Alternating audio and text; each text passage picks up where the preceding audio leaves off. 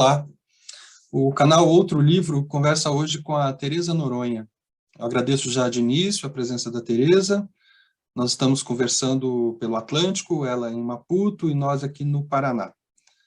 Hoje a gente vai falar do livro Tornado, lançado em 2021 pela editora Exclamação, com sede no Porto, em Portugal. Tornado foi recentemente classificado entre os semifinalistas do Prêmio Oceanos, além de ter vencido o Prêmio Maria Velho da Costa, também em Portugal. O canal Outro Livro foi idealizado por mim, Ricardo Pedrosa Alves, pela minha companheira, professora da UTF-PR, Ana Beatriz Brown, que também está aqui conosco para essa conversa. Eu aproveito para pedir que você curta o vídeo, se você gostar, e que principalmente se inscreva no canal Outro Livro. Isso vai ajudar com que as conversas cheguem para mais pessoas interessadas. E toda semana a gente posta uma conversa diferente. Então, a nossa convidada de hoje nasceu em Moçambique em 1965, licenciou-se em agronomia pela Universidade Eduardo Mondlane e em 1988 foi para Montpellier, na França, onde frequentou o mestrado em desenvolvimento rural. Em 1991, ela decide viver em Portugal, onde foi professora, em Lisboa e em Angra do Heroísmos.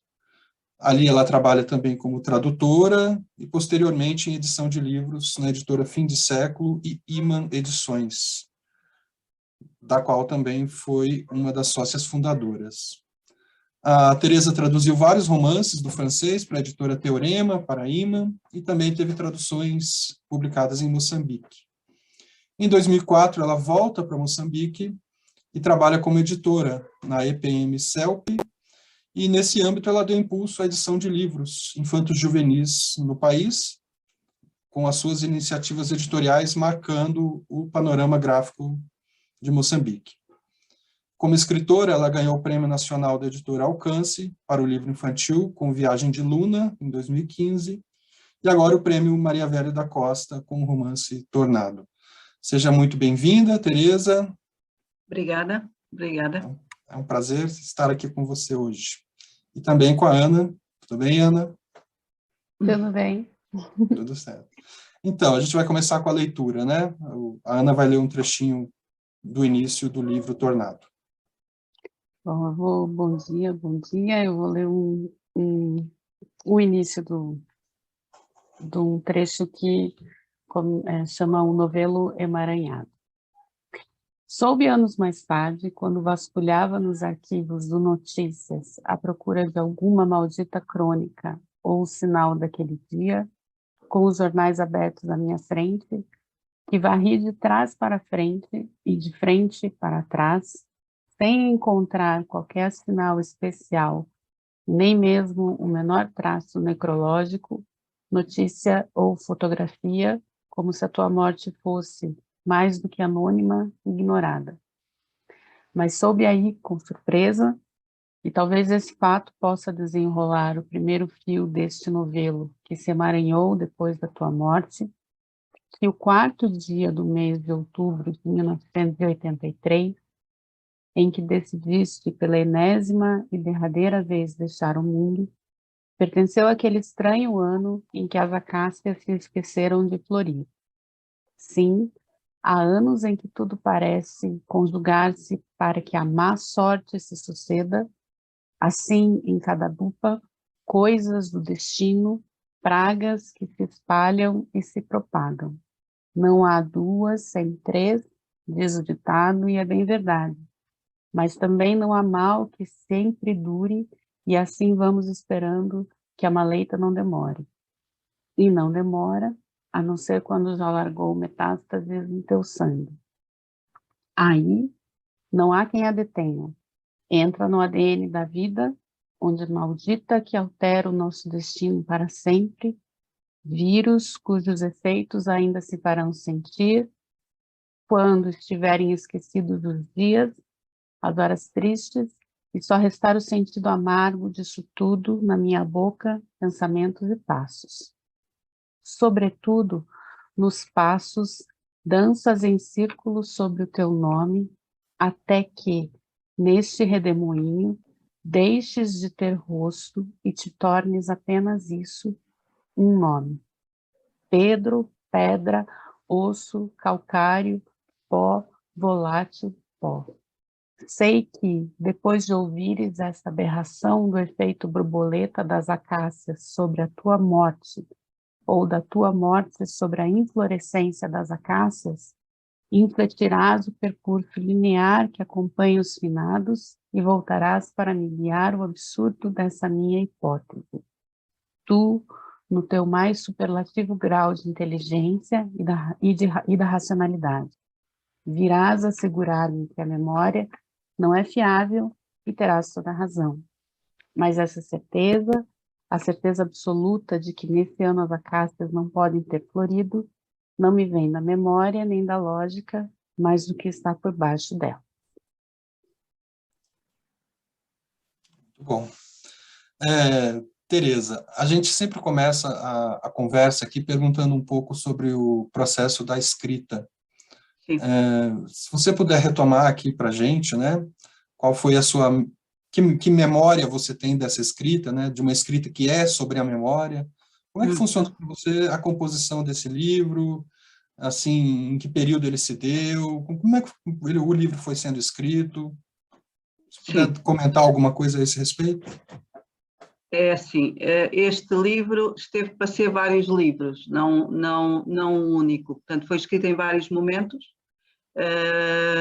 Portanto, ele até é possível para alguém que seja um bocadinho estudioso da literatura perceber que ali há vários momentos da escrita, que eu depois tentei dar um fio e uniformizar a voz, mas há claramente vários pedaços que poderiam constituir histórias separadas se tivessem sido desenvolvidas depois nesse sentido. Chegou a uma certa altura em que eu tinha várias possibilidades de ter vários romances, mas optei por arranjar um fio condutor, e esse fio condutor, a dada altura, pareceu-me absolutamente lógico. Portanto, havia vários pedaços de memória que se tinham constituído como se fossem fragmentos de um puzzle, mas quando as coisas se começam a juntar, chega uma altura em que não há dúvida que a estrutura só pode ser uma, e para isso é preciso alguma coisa que junta aquilo e que torna a coisa como um todo. E nessa altura pareceu-me que a figura do irmão podia ser o fio condutor da memória, podia ser o interlocutor que faltava para que a narrativa fizesse algum sentido nas suas diversas partes e isso constituísse uma unidade. Para mim foi lógico como escrita, mas isto tudo foi um processo que demorou bastante tempo e até isso se tornar visível para mim, passou por muitos momentos de grande incerteza, se valia a pena, se aquilo realmente estava no caminho certo, e pronto, eu acho que há escritores que têm uma estrutura prévia e que isso se calhar de alguma maneira os ajuda a construir o enredo. No meu caso, a estrutura apareceu a posteriori, portanto as coisas os pedaços estavam lá, mas não havia ainda uma estrutura, portanto foi preciso encontrar o tal fio, e o tal fio, portanto, a dado momento é dito que é o fio também da memória, portanto não é uma coisa que seja real, nem que seja fiável, é uma narrativa possível de certos factos que me pareceram que estavam interligados naquela história.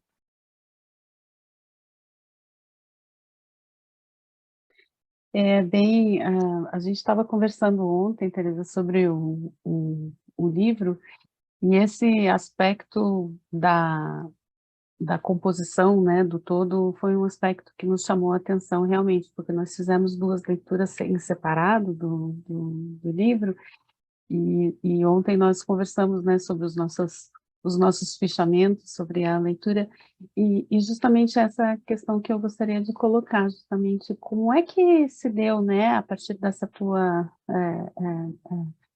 exposição a respeito da montagem do livro, né, a gente percebe uma primeira parte bastante concentrada na figura do irmão, né, nessa interpelação, mas depois essa voz narrativa ela se dispersa um pouco porque ela vai para o mundo, né? Então sai desse. Como é que se deu essa montagem, né, que faz o livro começar com tanta intensidade assim no início e depois essa intensidade meio que se espalha para outras dimensões da vida, né, da personagem, da voz narrativa. Esta primeira parte, na verdade, foi a última parte a ser escrita.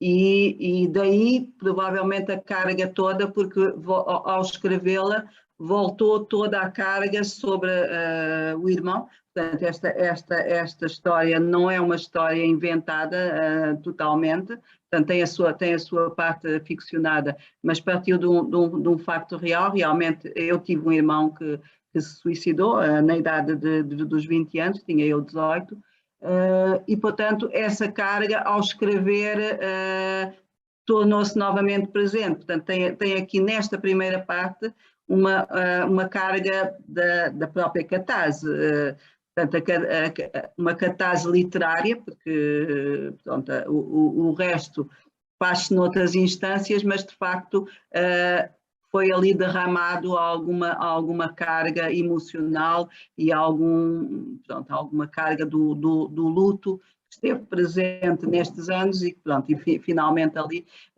ficou exposto. Mas de facto o livro, embora esta seja muito, muito intensa, de facto a minha ideia não era ficar por esse luto. Portanto, o livro, é verdade que muitos dos leitores ficam um bocadinho agarrados àquelas primeiras páginas, porque são verdadeiramente, talvez dolorosas e intensas, mas de facto, para além disso, a vida segue, a vida não é só isto ou aquilo, a vida tem isto, mas tem também outras coisas, mistura-se tudo. Portanto, eu acho que os vários pedaços também são vários estados da alma, nós não somos a preto e branco, somos tudo isto misturado e ao longo da vida vamos tendo os nossos momentos em que uma faceta predomina e outra faceta está mais oculta. Portanto, isto é a vida e a literatura também é isto, não é um único sentimento, uma única emoção, há muita coisa que está presente. Nesse trabalho de amarração, Teresa, desses fragmentos, desses vários estados da alma, essa construção da unidade se deu pela voz narrativa, me parece, mas também por essa interpelação a esse sujeito morto e essa interpelação também à história. De outro lado, também eu percebi que essa amarração se dá pela contínua referência à memória como mote da escrita.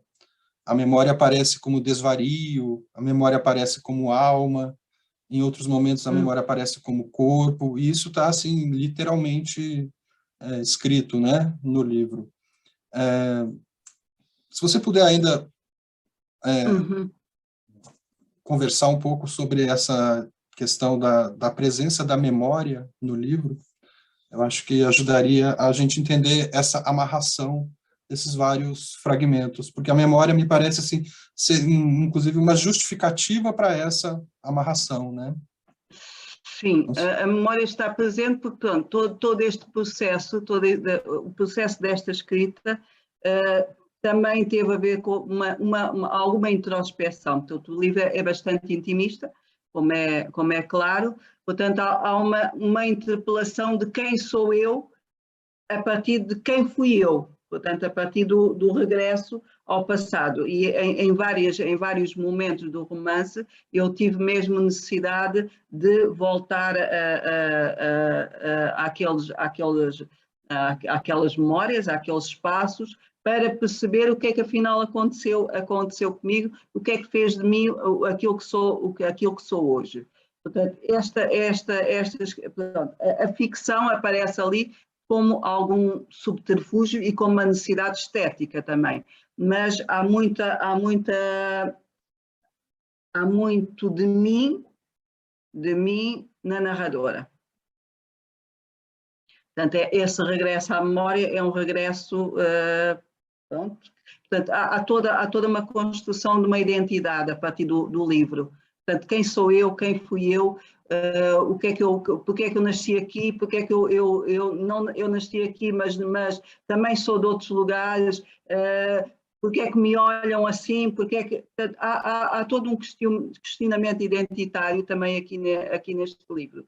E isso remete um bocadinho também para o Moçambique, que é um Moçambique plural, embora pronto, a ideia seja de uma unicidade, de facto há muitos universos aqui dentro de Moçambique e pronto, há muitos universos com as suas contradições também, com as suas questões entre si, com a sua evolução, com os vários momentos da história em que isso foi menos importante. Agora, se calhar, estamos numa fase da história em que, de novo, as questões das identidades voltam à agenda do dia. Portanto, há aqui uma série de questões que ultrapassam também a simples memória.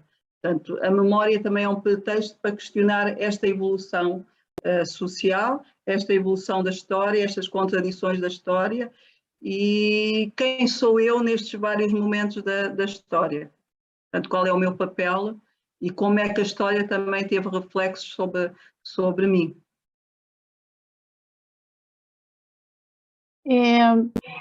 Uma das questões que nós pensamos também, Teresa, foi sobre essa ideia de que o livro se constitui enquanto narrativa a partir dessa ideia de interpelação a alguém que não vai responder nunca, né? E desse modo, até uma busca obsessiva, de certa forma, né? Que é a interpelação desse morto, porque há o tempo todo esse diálogo que se estabelece com, enfim, né? Com algo que não está ali. Então, é um diálogo né? Esse outro é uma presença justamente que não se coloca, né? O Ricardo lembrou ontem, né, sobre um autor que nós gostamos muito também, que é o Rui Duarte de Carvalho, e que no livro Vou Lá Visitar Pastores, né, ainda que ali não tenha esse tom trágico ou, né, dessa perda pessoal, dessa questão, né, familiar, mas existe uma coletividade ali, né, uma busca ali.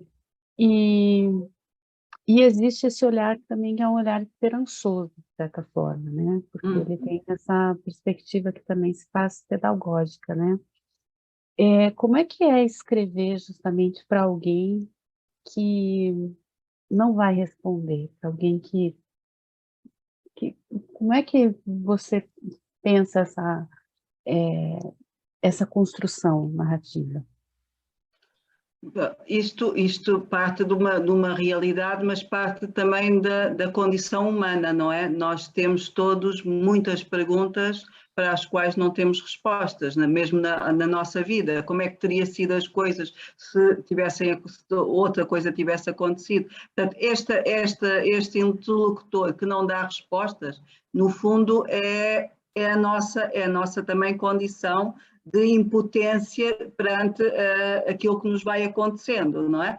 A gente procura perceber obsessivamente porque é que aquilo foi assim quando poderia ter corrido melhor, mas de facto tanto os mortos não respondem, como também a vida nem sempre nos dá respostas, a história nem sempre nos dá respostas. A gente pensava que a história ia seguir um determinado rumo e de repente veio uma rabanada de vento e aquilo muda outra vez. E nós achávamos que estava tudo tão bem encaminhado, estava tudo tão, não é? Estava tudo tão de acordo com aquilo que a gente acha que é justo e certo, e de repente, do nada, E porquê? Porque é que de repente o que é que havia lá embaixo no substrato da história que estava também à espera de viver, de ter o seu tempo, embora pronto, nós achássemos que já não estava lá, que já não existia, que já pronto, tinha sido ultrapassado, mas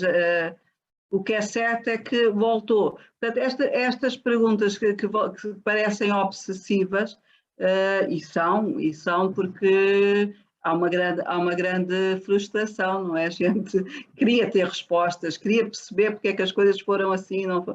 Queria que o morto nos dissesse, mas porque é que morreu, o que é que levou, mas de facto não, e até ao fim do livro ela pronto, acaba por aceitar, no epílogo ela encontra alguma paz, mas a paz não veio das respostas, veio pronto, da aceitação, da aceitação de que não há respostas, que nem sempre há respostas.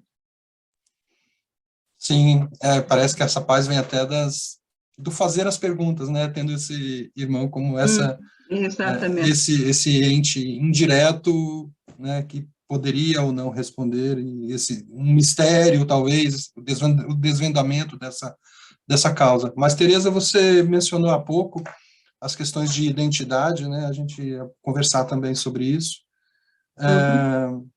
Aqui no Brasil, a leitura das literaturas africanas tem crescido cada vez mais, e por conta de uma legislação, por conta de um esforço do movimento negro brasileiro também, por conta do esforço das universidades, mas persistem alguns vícios de leitura, né, alguns caminhos mais senso comum dessa leitura que enfatizam o exotismo, que enfatizam a identidade essencializada, que enfatizam muito essa presença da história, e a literatura enquanto ente estético, ou a literatura enquanto questionamento da subjetividade, fica um pouco afastada dessa perspectiva de leitura mais coletiva que temos aqui no Brasil das literaturas africanas.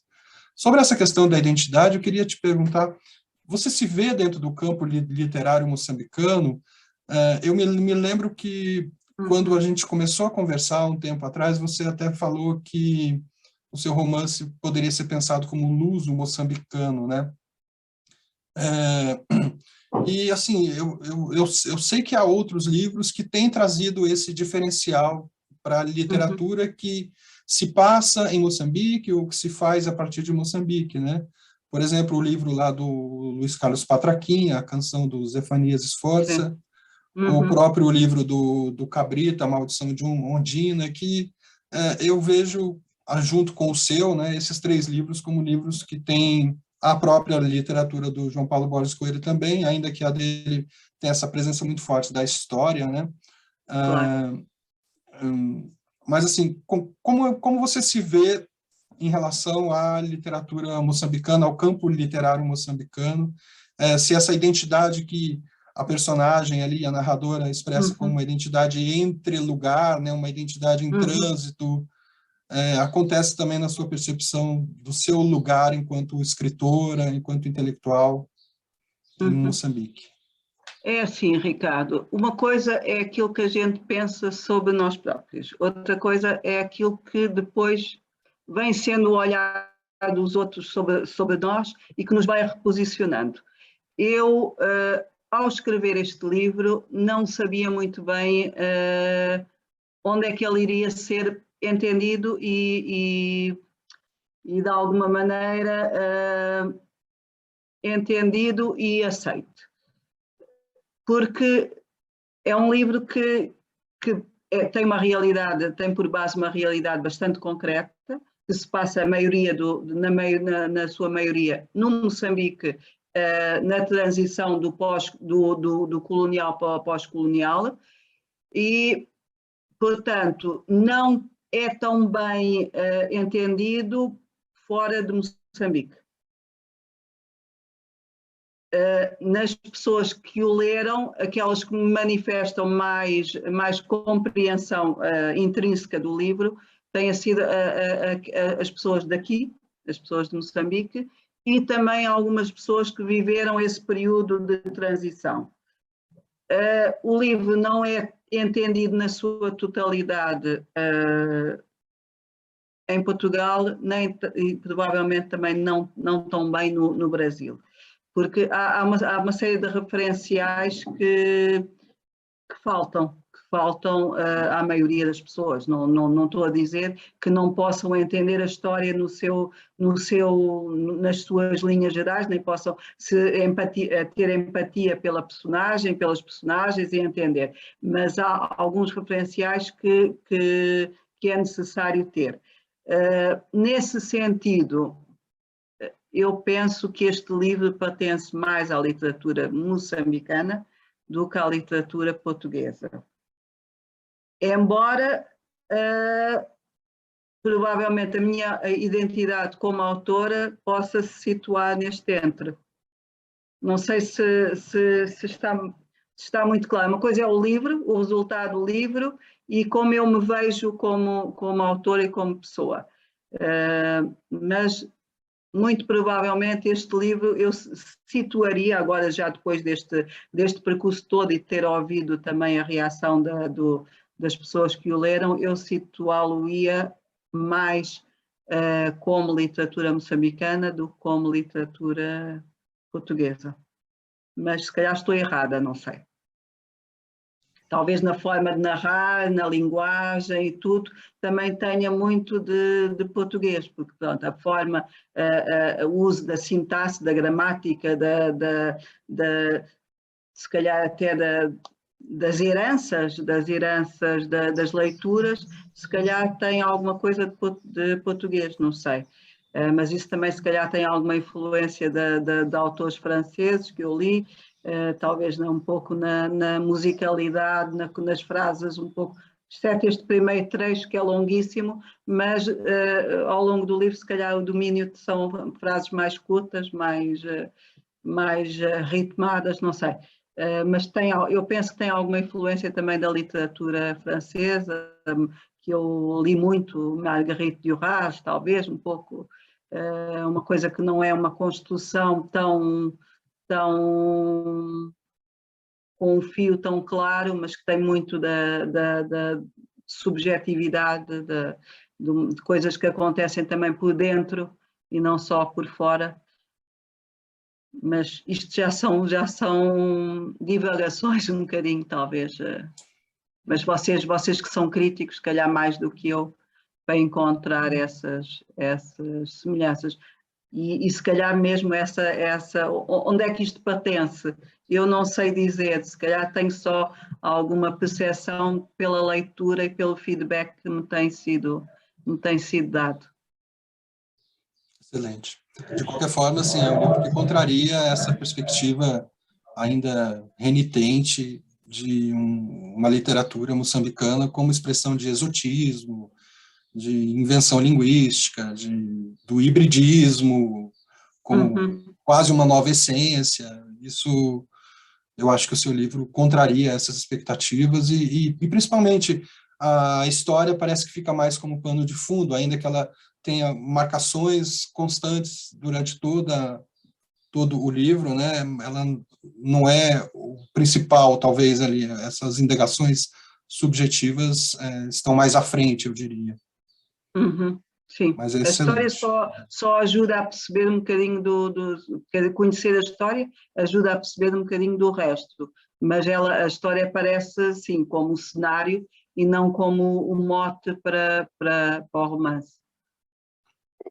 E não apenas a história como cenário, mas ouvindo você falar agora, Teresa, sobre esse pertencimento, né, do seu livro ao campo literário moçambicano, porque de fato, né, se a gente considerar que a exploração entre os limites do real, do histórico e do ficcional é uma questão que aparece, né, uma das principais questões que aparecem enfim, para análise da literatura moçambicana, né, o seu livro ele leva essa exploração para uma outra dimensão, porque a leitura ela nós ficamos com essa sensação de real que é desafiada o tempo todo pela subjetividade que fica aflorando ali, né?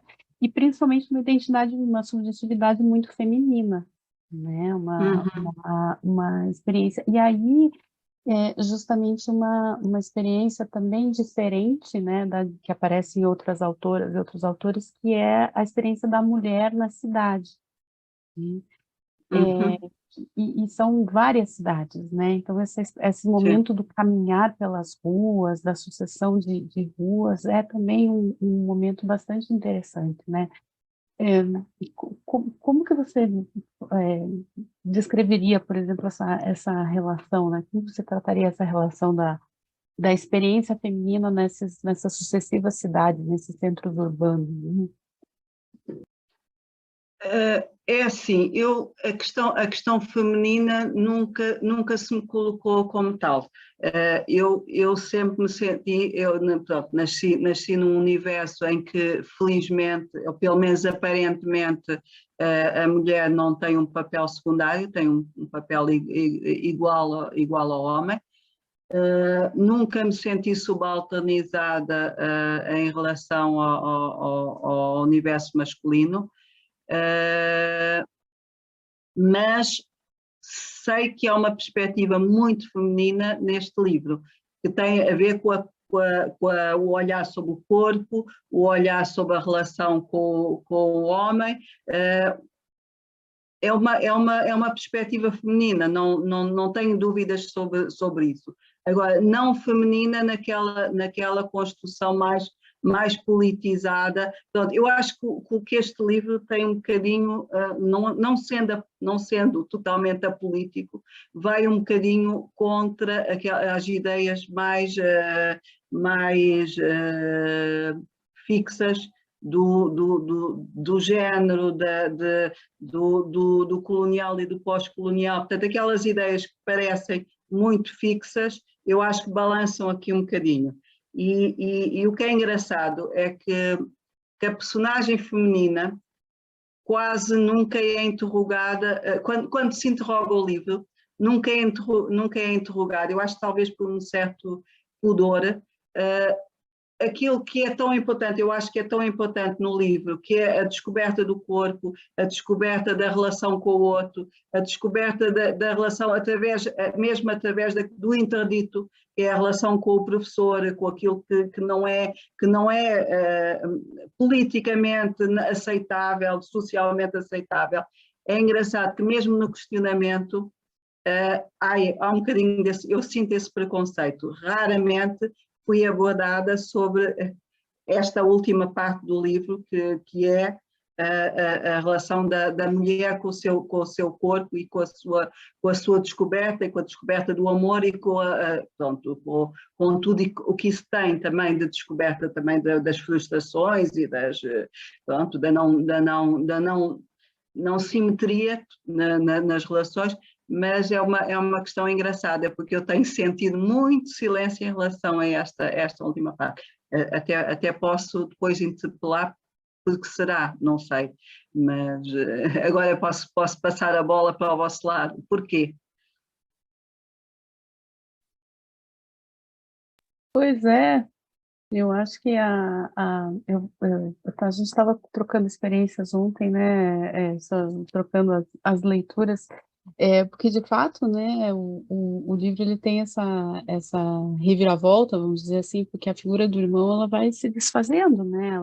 Ela continua, mas não com a intensidade do primeiro momento. E de fato as experiências femininas, elas vão tomando, as experiências particularmente femininas vão tomando conta da narrativa, né? Uhum. Mas talvez toque justamente em pontos que são considerados tabus, né? Como é essa Uhum. relação, por exemplo, né? Da relação professor-aluna, que são...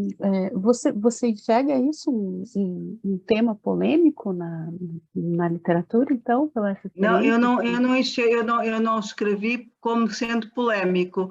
Uhum. O que tenho notado é que realmente ainda deve ser muito polémico, porque não é sequer mencionado, ou raramente é mencionado. Portanto, isso é que me faz esse silêncio, faz-me pensar que se calhar é ainda mais tabu do que eu pensaria que era. Portanto, há ainda algum incómodo em falar de certas questões. E é algo que a própria narradora deixa claro, né, ao mencionar o Lolita, né, do Nabokov em algum momento lá, mais ao fim. Assim, sim. eu penso que talvez eu tenha sido induzido pelo início do livro, né, a ter esse acompanhamento dessa relação com o irmão e mais ao fim isso vai aflorando de uma forma essa relação de autonomização da narradora, né, da personagem, vai ganhando corpo, mas ainda fica persistindo aquela necessidade do desvendamento da morte, né, do suicídio. Isso ainda tem um ritornelo dessa presença, né? Então, eu acho que é um pouco natural também que esse começo nos induza a uma determinada expectativa de desvendamento ao fim do livro, que começa muito trágico e vai indo para leveza, né? Ainda com frustrações nesses relacionamentos amorosos, mas vai ganhando em leveza e em autonomia da personagem, né? Da narradora mulher mesmo. Então, sim, provavelmente é um bocadinho também o que acontece num processo psicoterapêutico, não é? A obsessão está muito presente no princípio e pouco a pouco o corpo da personagem vai se sobrepondo ao luto, não é? Portanto, vai ganhando e ela vai descolando das suas obsessões das suas pedras e vai construindo um caminho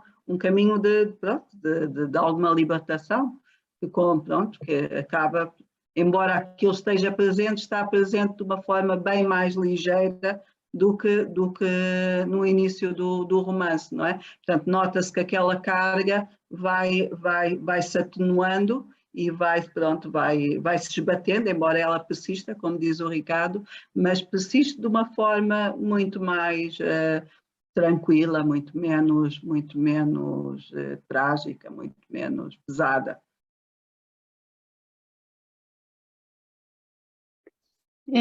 Ainda falando sobre Fala.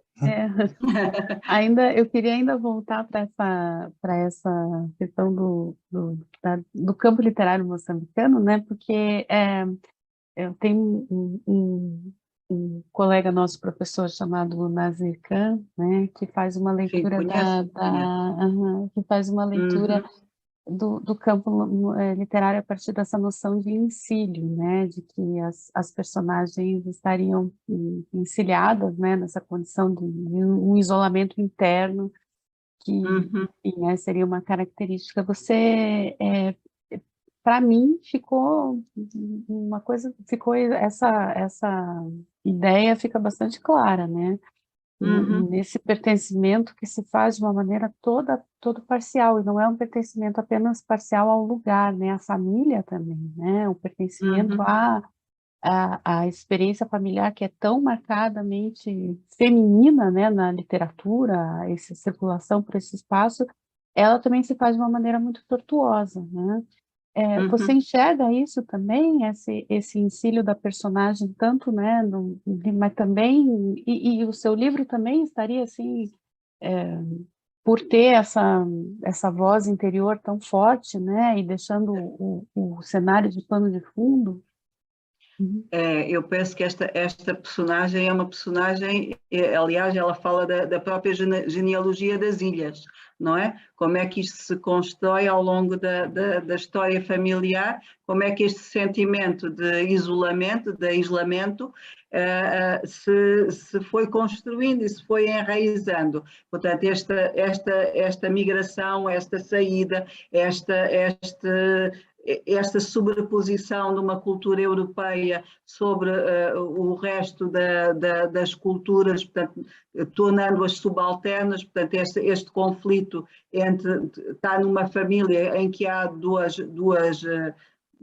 raças, na altura eram chamadas de raças, duas raças distintas, em que uma delas é vista como superior, embora as condições sociais sejam de equiparação, há sempre uma noção de que uma é mais que a outra, portanto tem direitos de voz maiores que a outra.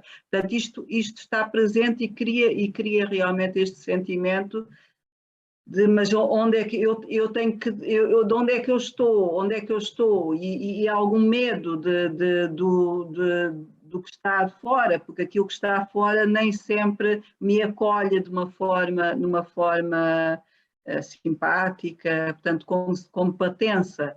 Eu própria acabo por me construir uma imagem sobre mim própria que é fruto do olhar dos outros, e o olhar dos outros nem sempre é tão simpático, Mas pronto, isto como diz o Ricardo, também há esta violência psicológica no colonial, que tem a ver com uma subalternização e com um eurocentrismo, em que a Europa aparece como uma cultura superior, dominante e com direitos de cultura dominante sobre as outras. Sim, e até em relação à pertença dessa personagem, a geografia moçambicana, a geografia de Lourenço Marques, de Maputo, né? Parece que há uma relação dicotômica de amor e ódio ali, né? De haver essa condição, ao mesmo tempo tem uma sedução pela vida europeia, uma vida europeia na qual a personagem muitas vezes vai se sentir também apátrida, vai se sentir desterrada, provinciana na Europa, ou menos africana, né, numa outra situação, uma situação de flerte que acontece ali. Então, essa condição, né, da vida moçambicana, como é que fica no romance essa dimensão, no seu entender? É assim, eu acho que essa busca da identidade é uma busca universal. Todos nós procuramos o nosso lugar de pertença. Se calhar fica muito mais difícil quando essa construção é feita de vários núcleos que não dialogam de uma forma paritária entre si. E aí o olhar do outro é determinante sobre aquilo, como a personagem se vai sentindo nos vários espaços onde ela circula. Portanto, ela em Moçambique não é totalmente vista como moçambicana, porque pronto, é produto do colonial com também um outro subproduto do colonialismo, que era a parte indiana, mas também saindo de Moçambique para a Europa, para Portugal, ela também não encontra totalmente essa pertença. Os espaços da memória familiar também já não existem, pronto, portanto, há muito paraíso perdido no meio disto tudo. Há muita sensação de já não haver lugar, mas se calhar isto também é uma condição da nossa globalização hoje. Portanto, cada um de nós, ao procurar, tem uma história por trás, tem uma série de pertenças, e se calhar já não há uma única. Pronto. Em Moçambique, se calhar está mais recente esta fragmentação e esta procura de uma identidade no meio dos fragmentos. Sim, e fica muito evidente no romance também, né? Porque não só a narradora, a personagem, tem essa condição apátrida, né? É toda uma condição compartilhada, né, coletiva, de certo modo, na Europa, ou mesmo em Moçambique, com a chegada dos cooperantes, né, então tem toda essa dimensão a pertença se torna uma deriva, de certo modo, né? Ana, você quer fazer alguma outra questão? Eu estava até, em algum momento aqui, eu lembrei do trecho que eu estava tentando localizar, né? Justamente por conta dessa pertença tão difusa, né? E que é uma pertença que ela funciona de uma maneira tão... Ela se atrai e ela se repele, né? Então, eu fico, à medida que eu vou passando os olhos aqui pelo livro, é o que eu enxergo, sabe? É um movimento de atração e de repulsa ao mesmo tempo, né? Seja ele do espaço, seja ele das relações, existe uma permanente tensão nisso, né? O que desloca essa ideia de pertencimento para um outro lugar, né? E principalmente também a insistência, né, de nós ficarmos o tempo todo nos confrontando com esses temas que são existenciais, né, que são a relação da família, a relação da morte, e principalmente o ser mulher, né, o ser mulher e ter que conviver com o abandono, né, isso para mim ficou muito forte mesmo, sabe? É impossível dissociar.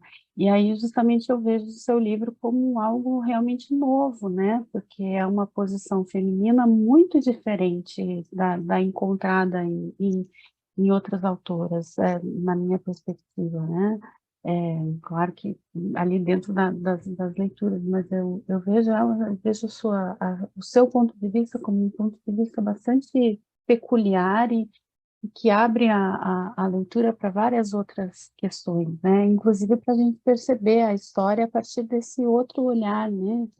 Em que a história está ali como um pano de fundo que, no fim das contas, é novamente o desencadeador de tudo, né? Dos processos, mas que interfere de uma maneira bastante verossímil, eu diria, né? Porque ela não está ali tão enfatizada, né? A determinado momento da minha vida eu fui estudar antropologia e eu acho que se calhar também existe um bocadinho dessa procura antropológica e de perceber que se calhar esta história que é contada como história teria que ser começada a contar a partir das histórias de cada um, de várias pessoas, de várias, e a literatura também serve um bocadinho para isso, para desconstruir a narrativa histórica muito fixa e passar a ter em conta as narrativas individuais e procurar, através das várias fontes, construir uma história que tenha em conta mais o humano e não só aquilo que são as grandes narrativas, os grandes movimentos. Estes grandes movimentos, sim, existiram, mas dentro destes movimentos não existiram só bons e maus, existiram pessoas que estavam ali, que foram apanhadas pela história, que foram apanhadas muitas vezes em contramão, porque esta coisa da culpabilização da história também tem o que se lhe diga, não é?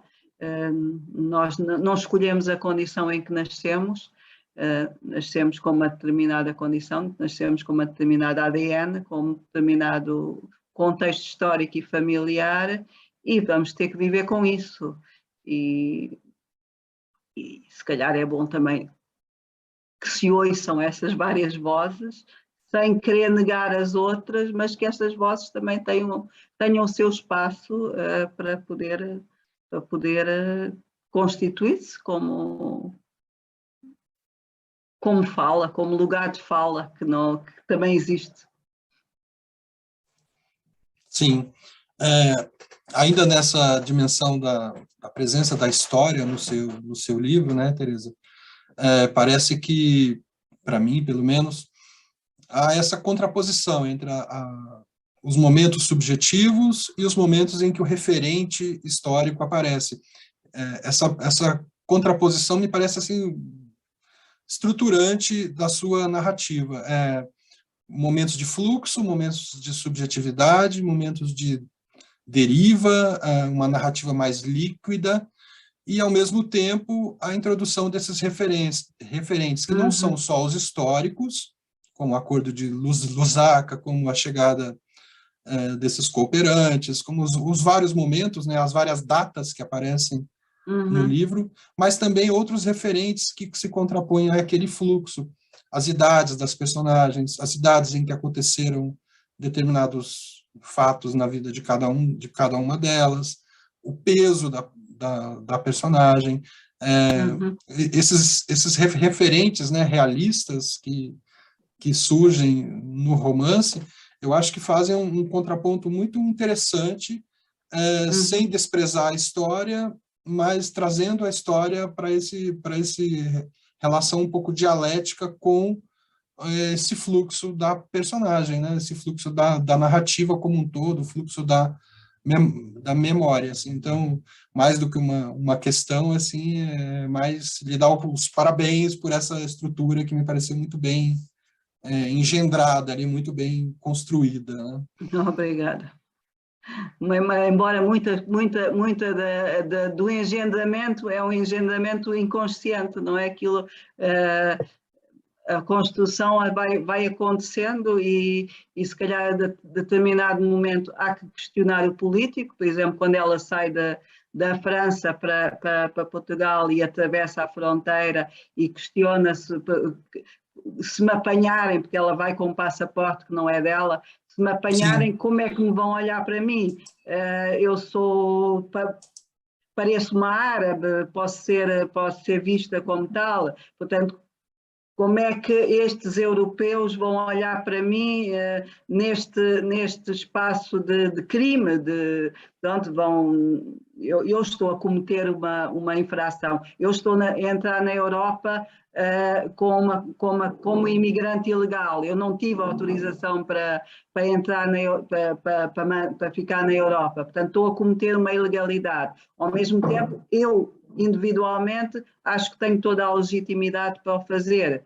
Portanto, como é que politicamente eu vejo este fechamento da Europa sobre o resto do mundo? Portanto, há aqui momentos em que a personagem tem que pensar o político.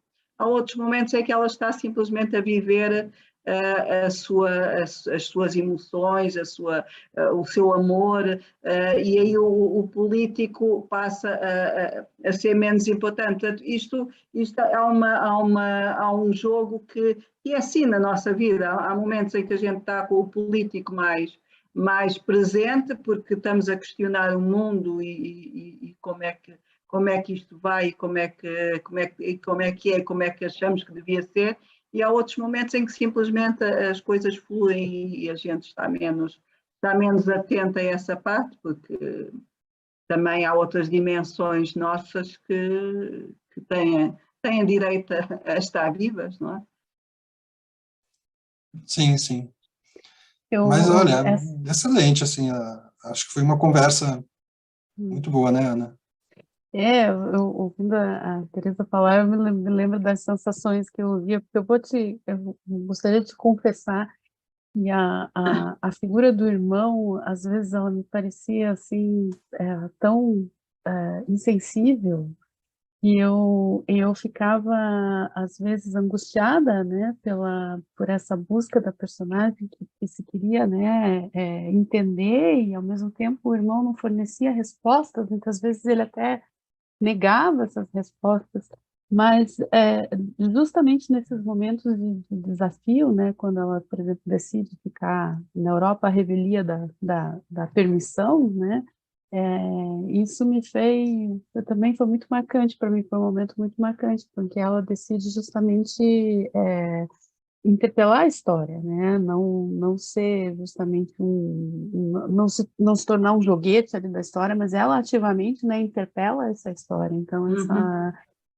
foi nesse momento ali que a personagem, enquanto indivíduo mesmo, aparece, e esse Sim, momento a foi muito marcante personagem para mim. não se conforma Uhum, com aquilo que lhe dizem que ela deve fazer, portanto, ela não se conforma com não poder namorar um professor, ela não se conforma com não uhum, poder ficar na Europa, ela, no fundo, ela apesar de todo o luto que ela carrega, ela tem algum motor que a faz procurar um caminho.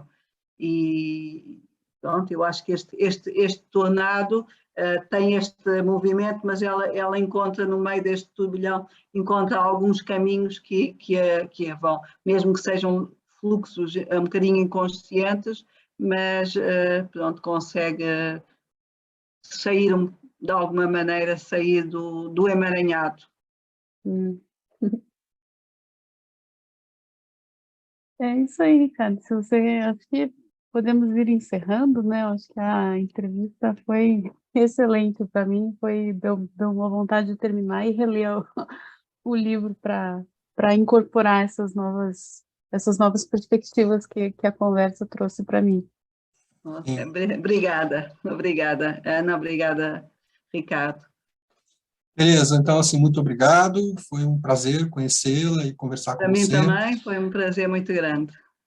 e esperamos que esse livro chegue ao Brasil também, né? Eu Seria também importante espero. que esse livro saísse aqui também, porque ele justamente nessa condição de livro moçambicano, de certo modo, né, eu acho que acrescentaria muito na em tornar mais complexa a nossa leitura da Uhum. literatura nacional moçambicana. Eu acho que ajudaria muito, porque ele desfaz muito dos vícios de leitura que nós ainda temos aqui, né?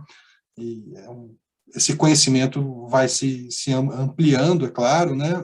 Mas o seu livro seria essencial estar aqui no Brasil para a gente ter essa ampliação, né, da recepção também.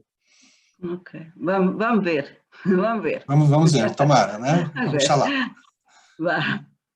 Obrigado, gente. Então, assim, Obrigada também, um beijinho e isso. muito obrigada por esta iniciativa e de louvar o vosso esforço, o vosso empenho, a vossa dedicação a dar a conhecer novos autores, novos livros, novas perspectivas e muito obrigada por me terem dado voz também aqui no vosso programa.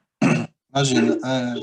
E a gente hoje até planejou um fundo aqui todo vermelho, a gente está nesse momento de eleições aqui no Sim, sim, Brasil, sim. então trouxemos essas lombadas vermelhas aqui para Ok, fizeram muito bem. ajudar na eleição do Lula Acho que também. sim, espero que ajude.